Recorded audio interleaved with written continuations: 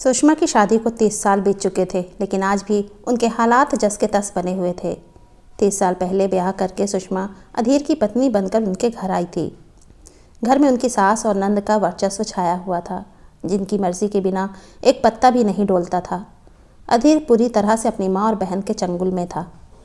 उन लोगों ने सुषमा को कभी भी अधीर की पत्नी या उस घर की बहू नहीं बनाकर रखा, बल्कि एक नौकरानी की तरह उसे घर में रखा।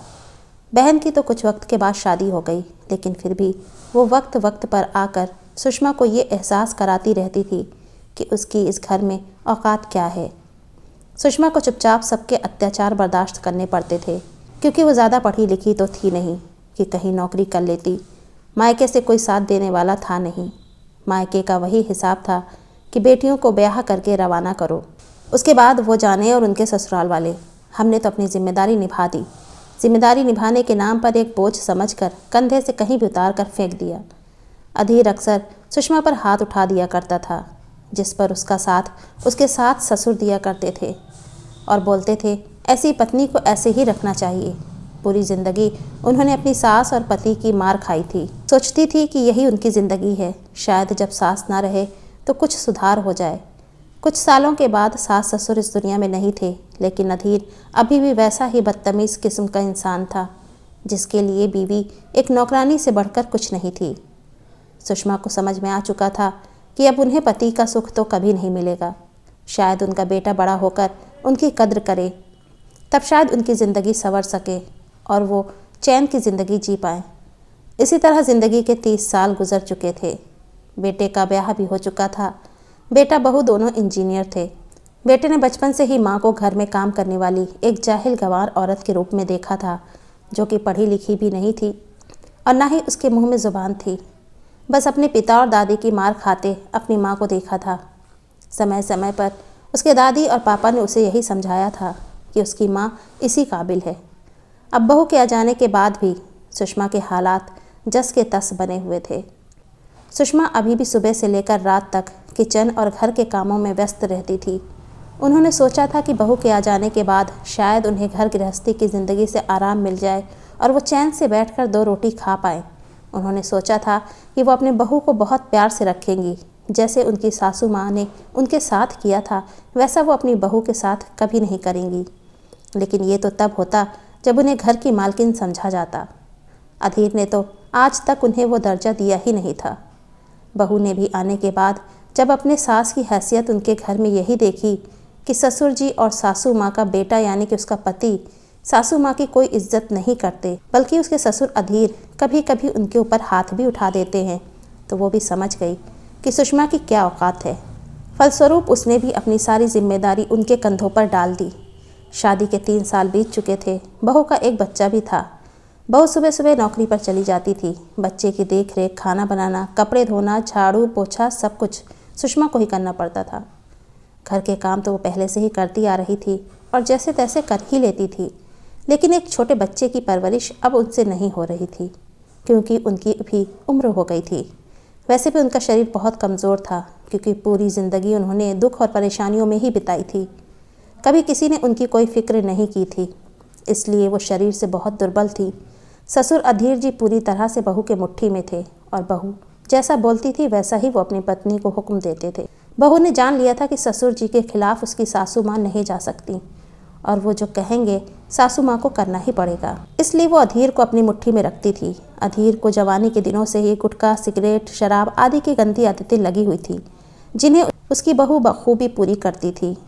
उसे महंगी महंगी शराब, गुटखा और सिगरेट आदि मंगवा कर दे दिया करती थी, जिसे पाकर अधीर बहुत खुश हो जाया करता था और बहू को बिना पगार की एक नौकरानी मिल गई थी, अपनी सास सुषमा के रूप में। लेकिन अब सुषमा से बर्दाश्त नहीं हो रहा था। पूरी ज़िंदगी सास और नंद के ताने सुनकर और उनकी नौकरानी बनकर गुजारी, और अब बहू के ताने सुनकर और उसकी नौकरानी बनकर गुजारना उनसे बर्दाश्त नहीं हो रहा था। उन्होंने विरोध करना शुरू किया तो अधीर ने बिना किसी लिहाज के उनके ऊपर हाथ उठा दिया और बोला, तू तो है ही जाहिल गंवार औरत, तुझे क्या पता तेरी बहू कितनी पढ़ी लिखी है। दिन भर बाहर रहकर मेहनत करती है और कमा कर लाती है, तेरी तरह घर में बैठकर ठूसती नहीं रहती। कुछ करना धरना तो है नहीं तुझे, थोड़ी बहुत जिम्मेदारियां तो निभा ले। सुषमा ने बोला, मैं उसकी सास हूँ, उसे मुझे पका कर खिलाना चाहिए, ना कि मुझे उसे। याद है तुम्हारी माँ की मैंने कितनी सेवा की है। अधीर ने फिर सुषमा के ऊपर हाथ उठाया और बोला, हिम्मत कैसे हुई अपनी तुलना मेरी माँ से करने की? तेरी औकात नहीं है बड़ी आई बहू से सेवा करवाने वाली। चल निकल यहाँ से, और गलती से भी दोबारा कभी ऐसा सोचना भी मत, नहीं तो एक एक रोटी के लिए तरसा दूंगा। औकात नहीं है तेरी कि खुद के पैसों से रोटी खा लेगी। सुषमा की बहू कनखियों से सुषमा की ओर देखते हुए मुस्कुरा रही थी और मन ही मन उन्हें ये एहसास दिला रही थी कि खुद देख लो आपकी क्या औकात है, तो आगे से मुझसे पंगा मत लेना। बेटा भी अपनी पत्नी के साथ ही था क्योंकि उसके हिसाब से उसकी माँ इसी लायक थी। आज सुषमा के आत्मसम्मान को बहुत ठेस लगी थी और उन्होंने अपने जीवन का बहुत बड़ा फैसला कर लिया था। अगले दिन सुबह सुबह सुषमा अपना सामान बांध रही थी। ये देखकर अधीर ने बोला, अब ये नया नाटक क्या शुरू कर रखा है? ये सामान क्यों बांध रही है तू?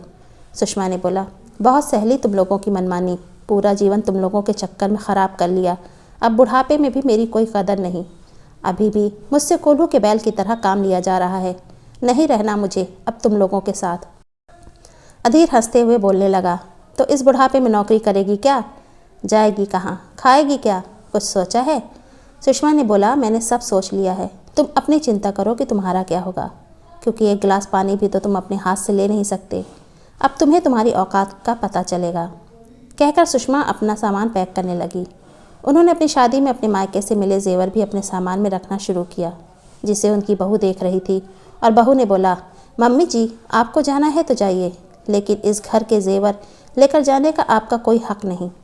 सुषमा ने बहुत ही कड़े शब्दों में बोला, ये मेरे जेवर हैं, मेरे माता पिता ने मेरी शादी में दिए थे।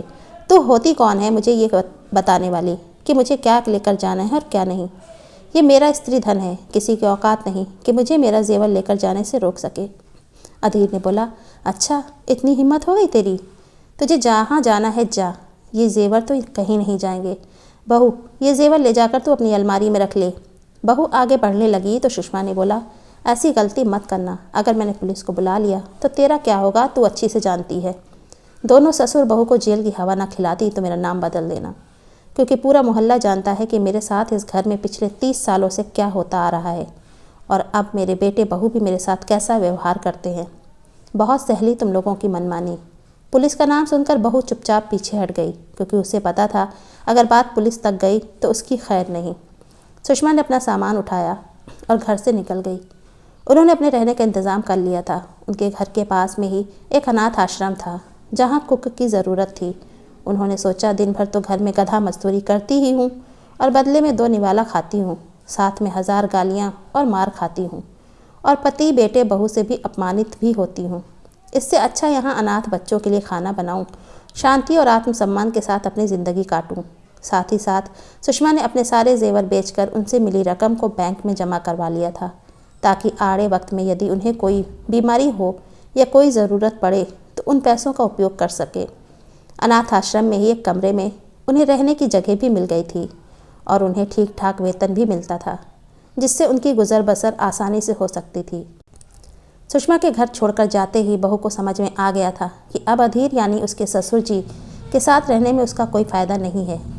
न वो घर का कोई काम करने वाले हैं और न ही उसके बच्चे की देखरेख करने वाले हैं। तो बेटे बहू ने भी अधीर से किनारा करने में देरी नहीं की और दोनों ने अपना अलग मकान ले लिया और उसमें शिफ्ट हो गए। अधीर अब अपने घर में अकेला रह गया था। कुछ दिनों में ही उसे अपनी औकात पता चल गई। न वक्त पर 2 रोटी मिलती थी, ना ही कोई उसकी हेकड़ी सहने वाला था। अब उसे सुबह उठकर धुले धुलाए कपड़े पहनने को नहीं मिलते थे। घर पूरा गंदा हो रहा था। बेड की चादर तक महीनों से नहीं बदली गई थी। अधीर के दारू शराब की आदत की वजह से कोई काम वाली भी उसके घर काम करने को तैयार नहीं होती थी। एक एक रोटी के लिए तरस गया था अधीर।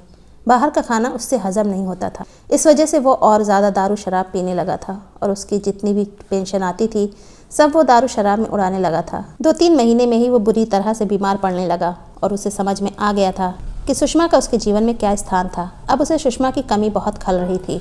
उसे समझ में आ रहा था कि उसने उसके साथ कितना गलत किया है। उसने जैसे तैसे सुषमा का पता लगाया और अनाथ आश्रम में उससे मिलने के लिए पहुंच गया। वहां जाकर उसने सुषमा से बोला, सुषमा मुझे माफ़ कर दे, मैंने जीवन भर तेरे साथ बहुत गलत किया है। आज मैं बहुत पछता रहा हूँ। मेरे पास अब कोई भी नहीं है, मैं अकेला रहता हूँ, मेरी देखभाल करने वाला कोई भी नहीं। मुझसे ऐसी ज़िंदगी कटी नहीं जाती। मुझे 2 रोटी बनाकर खिलाने वाला भी नहीं कोई। तू वापस चल, मुझे माफ़ कर दे। सुषमा के पूरे बदन में अधीर की बात सुनकर आग लग रही थी और उसने एक ज़ोरदार तमाचा अधीर के गाल पर खींच कर मारा और बोला, स्वार्थी इंसान, आज जब खुद परेशानी हो रही है तो मेरी याद आ रही है। तो सोच रहा है मैं तेरी चिकनी चुपड़ी बातों में आकर फिर से तेरे घर जाकर तेरी सेवा करूँगी? भूल जा, ऐसा कभी नहीं होने वाला। तुझ जैसे घटिया इंसान ने मेरी पूरी ज़िंदगी बर्बाद कर दी।